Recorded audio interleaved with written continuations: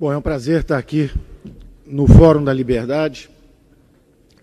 O Instituto de Estudos Empresariais começou isso há 20 anos atrás. Vocês têm essa tradição de luta e conseguiram, enfrentaram aí os problemas no Sul esses últimos 10, 15, 20 anos e conseguiram abrir uma janela de luz nesses debates a respeito de liberdade econômica. Tem grandes empresários, o Gerdau é um campeão da liberdade há anos, defende isso, antes até da empresa ser tão grande e forte como é hoje, ele já era um liberal, e é um exemplo de comportamento, como empreendedor, como líder de comunidade, e para mim é sempre um motivo de satisfação estar aqui, porque eu me sinto em casa realmente do ponto de vista intelectual. A tese que eu vou apresentar para vocês aqui hoje é uma tese. Eu estou bastante confiante a respeito da plausibilidade da hipótese que eu vou apresentar. E nós somos prisioneiros cognitivos, para usar a linguagem do professor Douglas North, que é o prêmio Nobel, que nós tivemos o prazer também de assistir aqui ontem. Nós somos prisioneiros cognitivos, nós estamos prisioneiros do nosso próprio espaço mental, dessa própria construção que criamos no Brasil, e cuja tradução principal, eu, como eleitor, não tenho um candidato em quem votar 2, 3, 4 eleições, porque eu posso escolher entre o social reformista Ciro Gomes, entre o social populista Antony Garotinho, entre o social sindicalista Lula, o social democrata programático Serra ou Fernando Henrique e assim por diante. Então, o Brasil é prisioneiro da armadilha cognitiva social-democrata.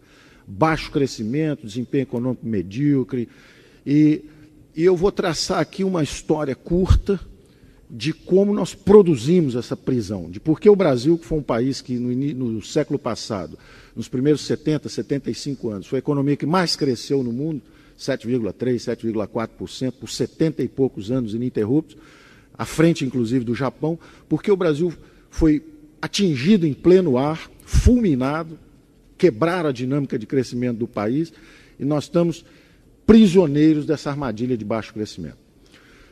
Essa história é relativamente curta e relativamente simples. Ela começa no crepúsculo do governo militar, onde você tem uma centralização, governo federal, os braços armados da intervenção estatal são as empresas estatais, Telebrás, Eletrobras, Portobras, Siderbras, Nuclebras, etc. Programa da Ferrovia do Aço, 15 bilhões de dólares, programa nuclear, 15 bilhões de dólares, Transamazônica, 9 bilhões de dólares, gastos excessivos públicos, e vamos para o ocaso do regime militar em meio a acusações de autoritarismo e corrupção.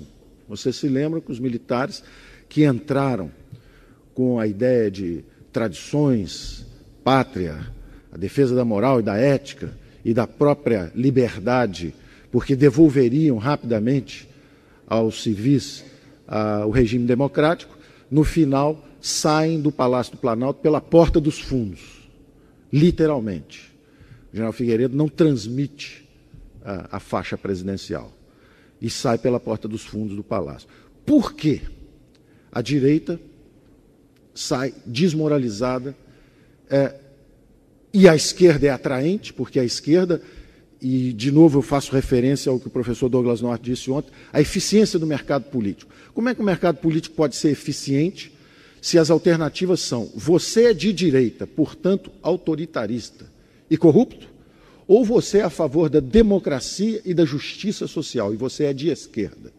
Bom, toda a população brasileira passou a ser de esquerda, porque há uma falsificação cognitiva a respeito das alternativas possíveis.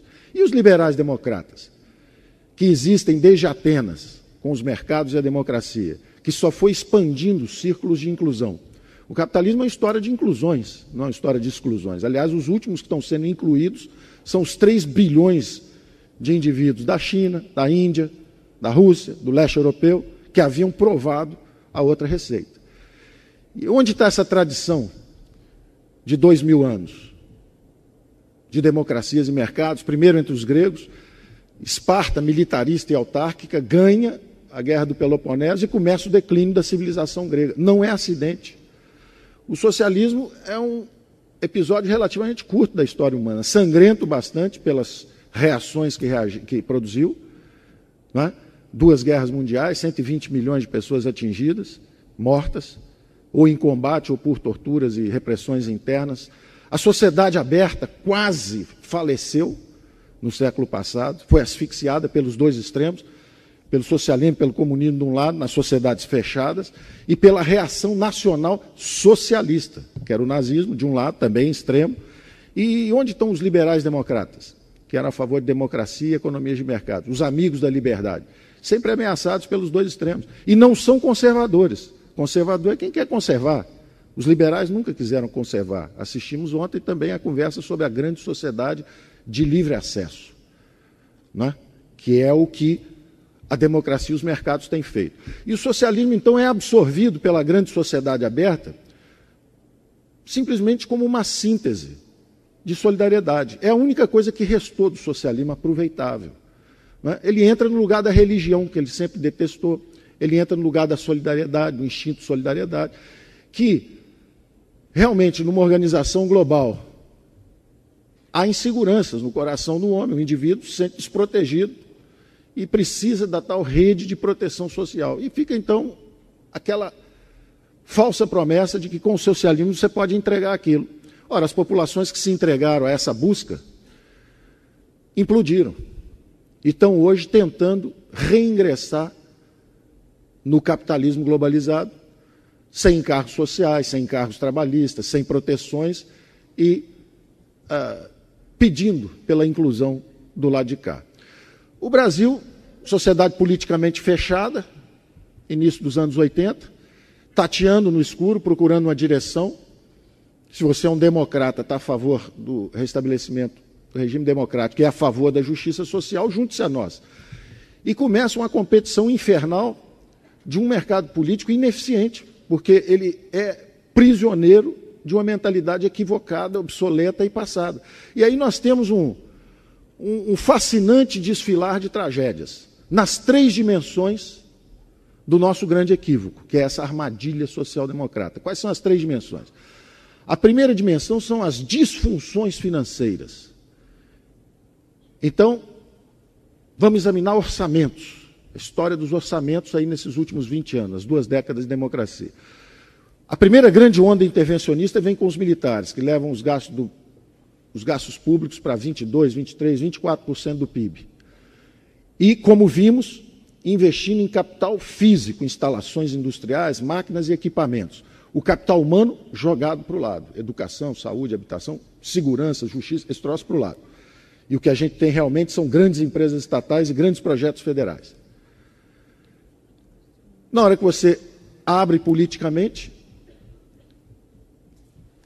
a pressão social é colossal pelo resgate da dívida social, né? As desigualdades de oportunidades.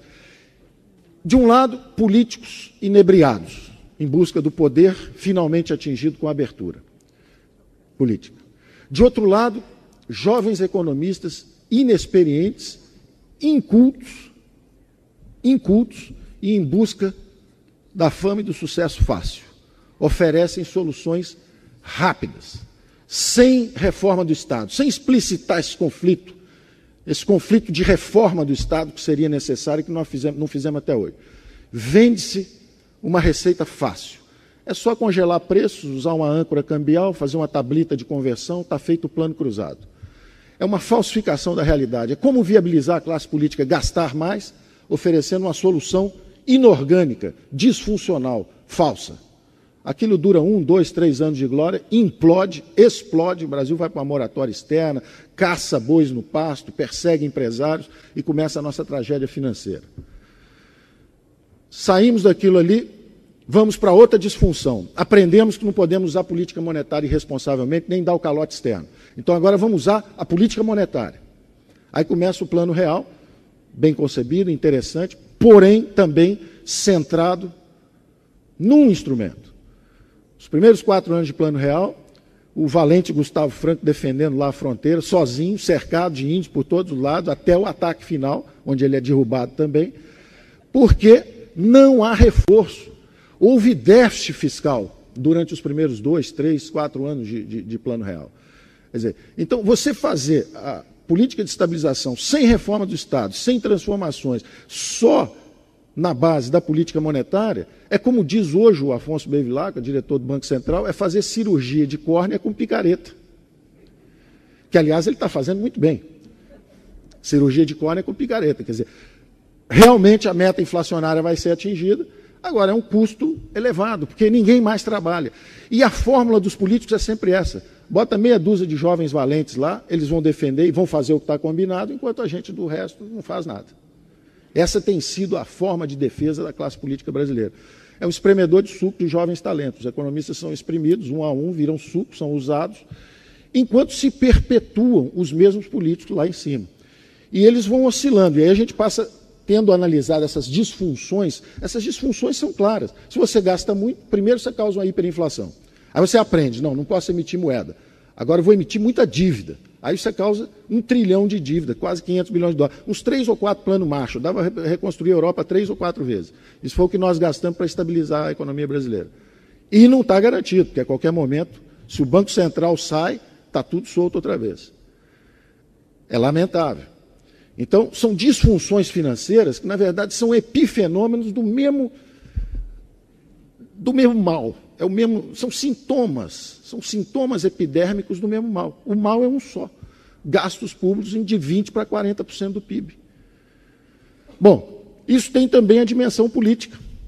Qual é a dimensão política? É a desmoralização de todo o espectro político brasileiro. Primeiro estão desmoralizados os partidos de direita fisiológicos que apoiaram o regime militar autoritário e corrupto.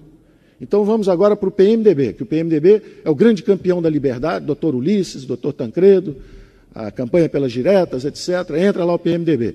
O que é o PMDB 3 ou 4 anos depois de populismo e demagogia? Com plano cruzado, com coisas desse tipo. Em que se transforma o PMDB? Em algo aparentemente muito feio, porque saem de lá os dissidentes e criam o PSDB em nome da ética.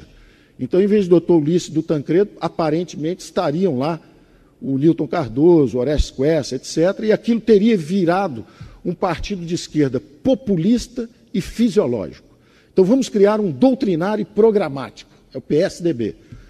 Bom, 2 mandatos após, o mesmo crescimento econômico medíocre, de 2,3%, que aliás é a média do crescimento econômico dos últimos 25 anos.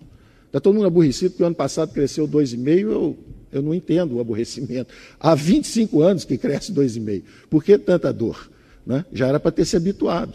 É comovente a regularidade desse desempenho medíocre. Deve haver algo sistemicamente errado. Não é? Bom, o PSDB é acusado e perde eleição em nome da ética, em nome da falta de transparência, por causa das privatizações no limite da irresponsabilidade, não é? Por causa da compra de votos para a reeleição, perdem a eleição e entra a esquerda transparente e ética. E aí nós estamos assistindo todo dia na televisão. É um espetáculo de ética e de transparência absolutamente exemplar. Um exemplo para as novas gerações, para as futuras gerações, está sendo acompanhado no mundo inteiro como o símbolo da nossa transparência e ética, principalmente da esquerda do PT. Ou seja, a desmoralização atingiu todo o espectro. Será que há algo sistêmico? Se uma infecção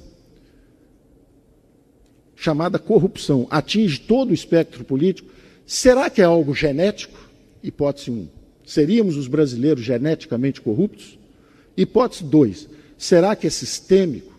Que o sistema político foi também transformado numa feroz disputa por recursos?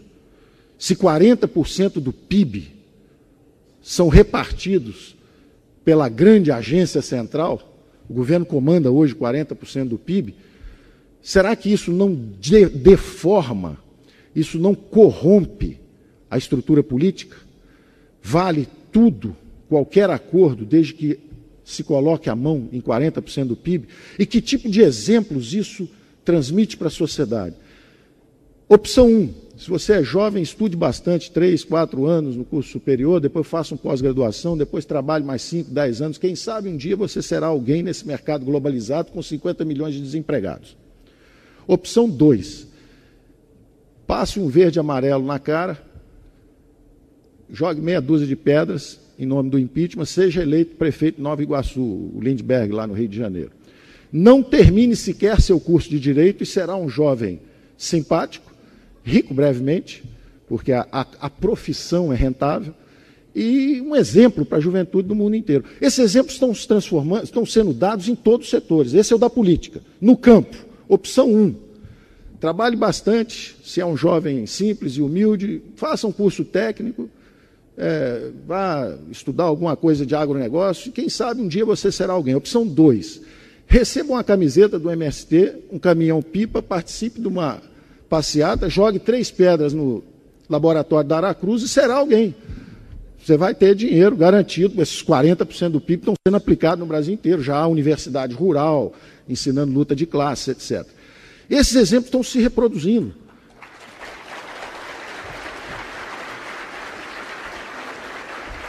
Empresarialmente é a mesma coisa. Opção 1, lute competitivamente no seu mercado e compita com 80 milhões de brasileiros por uma fatia. Opção 2, vá a Brasília, consiga um contrato de fornecimento de material para o Exército, um contrato de fornecimento. Inclusive, se você for estagiário do INSS, você pode, em 3 semanas, conseguir um golpe de 3 milhões de reais. Se você já tiver mais tempo de prática, 10 anos, 15 anos, você pode fazer como a Georgina, são 100 milhões. Mas se você for estagiário talentoso, 3 milhões de reais é coisa de 3 semanas, como estagiário no INSS. Bom, esses exemplos estão se multiplicando, estão sendo dados. Essa carga de valores que nós estamos transmitindo para gerações novas. E, finalmente, a terceira dimensão dessa tragédia brasileira. A primeira era justamente as disfunções financeiras, não é? A última delas são os juros astronômicos, o câmbio baixo, são disfunções financeiras. A segunda é essa disfunção política. E a terceira, finalmente, é a estagnação econômica. É o Brasil parado. O Brasil parado, esperando reformas, e que vir aqui pedir votos dizendo que vai modernizar o sistema de previdência. E quem é o social-democrata que tem coragem de dizer que quer mudar as relações de trabalho? A legislação trabalhista obsoleta, anárquica, injusta e impeditiva da criação de empregos. Porque a população economicamente ativa brasileira, 80 milhões de brasileiros, 50 milhões não têm carteira de trabalho assinada. Estão fora, estão excluídos. Perderam os empregos para os chineses. Não é? E o câmbio é o sinal que está chegando. O que a China, o que a Índia estão mandando de sinal para nós através desse sistema de mercados internacional e globalizado, é a seguinte informação: vocês têm um pouco de minério, sente em cima disso, e geladeira, sapato, isso deixa que a gente faça para vocês. Então nós podemos assistir uma desindustrialização do Brasil em nome de mercado. Nós não temos economia de mercado, nós não temos neoliberalismo, nós temos socialistas com cartão de crédito. É isso que nós temos tido no Brasil por 20 anos.